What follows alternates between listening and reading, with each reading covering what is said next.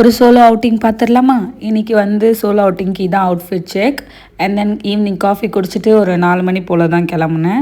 நேராக விஆர் போயிட்டு விஆரில் வந்து கொஞ்சம் அப்படி ஷாப்பிங் பண்ணுறதுக்காக போயிட்டேன். ஏன்னா வந்து எனக்கு மூவி வந்து 6:30க்கு தான் மூவி. ஸோ அது வரைக்கும் ஷாப்பிங் பண்ணலாம் அப்படின்னு சொல்லிட்டு நேராக ஃபஸ்ட்டு வெஸ்ட் சைட் போயிட்டேன்.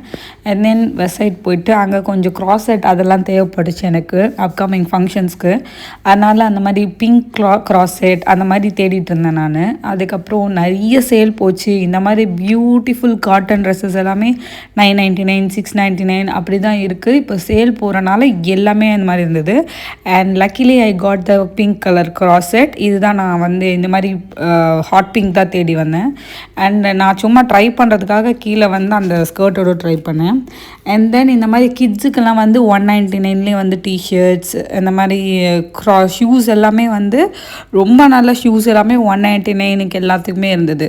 இதெல்லாம் பாய்ஸ்க்கு போடுறது, பாய்ஸ் பேபிஸ் போடுறது, கேர்ள் பேபிஸ் போடுறதுக்கு வந்து இந்த மாதிரி இது எல்லாமே வந்து ஒரிஜினல் ப்ரைஸ் வந்து 699 அந்த மாதிரி தான். பட் இது சேல் போக 199 தான் வந்து இருந்தது. அண்ட் தென் வெஸ்ட் சைடில் கொஞ்சம் ஷாப்பிங் முடிச்சுட்டு அப்படியே நேராக வந்து நான் H&M போயிட்டேன். H&Mல ரொம்ப எதுவும் வாவா இருந்த மாதிரி தெரியல. எப்போவுமே இருக்க கலெக்ஷன் தான் ரிப்பீட் ஆன மாதிரி இருக்குது. பட் அங்கேயும் சேல் தான் போகுது. ஸோ ரொம்ப நேரம் நான் H&Mல ஸ்பெண்ட் பண்ணலை. அண்ட் தென் அதுக்கப்புறம் கொஞ்சம் லைஃப் ஸ்டைலில் போயிட்டு அப்படியே வந்து அங்கே கொஞ்சம் ஷாப்பிங் பண்ணலான்னு சொல்லிட்டு நேராக வந்து லைஃப் ஸ்டைல் போயிட்டேன். லைஃப் ஸ்டைலில் வந்து அங்கேயும் சேல், ஆக்சுவலி இப்போ சேல் போயிட்டு தான் இருக்குது எல்லா இடத்துலையுமே. அங்கே வந்து கொஞ்சம் ட்ரெஸ்ஸஸ் பார்த்தேன். அண்டு எல்லாமே வந்து ரொம்ப கலெக்ஷன்ஸ் புதுசாக வரல. அப்புறம் வந்து அங்கே எனக்கு கரெக்டாக டைம் ஆகிடுச்சு. 6:30 ஆல்மோஸ்ட் ஆகிடுச்சு. ஏன்னா நான் 3rd ஃப்ளோரில் தான் இருந்தேன். அங்கே போயிட்டு அப்படியே ஏறி போயிட்டு நேராக பிவிஆருக்குள்ளே போயிட்டேன்.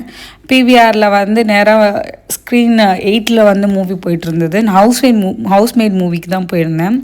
அண்டு ரொம்ப நல்லா இருந்தது மூவி. இந்த நாவல் நீங்கள் படிச்சிருந்தீங்கன்னா உங்களுக்கு தெரியும், ரொம்ப நல்லாயிருக்கும்னு சொல்லிட்டு இந்த மூவி.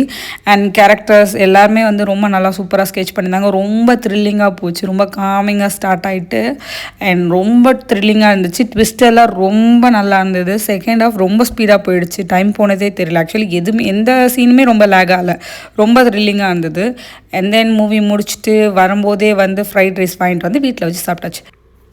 ஃப்ரைட் ரைஸ் ரொம்ப நல்லா இருந்தது. இந்த ஷால் நான் எதுக்கு ட்ரை பண்ணேன்னா வந்து அந்த சாரியில் வந்து லெஃப்ட் சைடில் வந்து சாரீ போடும்போது ரைட் சைடில் ஒரு ஷால் இருக்குல்ல, அந்த மாதிரி ட்ரெண்டிங்காக ட்ரை பண்ணேன். அண்ட் தென் இது என்னோடய அவுட்ஃபிட். இது என்னென்னா வந்து ஒரு ஸ்கர்ட் பேண்ட் மாதிரி ஒரு பேண்ட். இந்த பேண்ட் வித் மெரூன் டாப் வந்து பேர் பண்ணியிருக்கேன். மெரூன் டாப் வந்து ஃபுல் ஸ்லீவ் டாப்.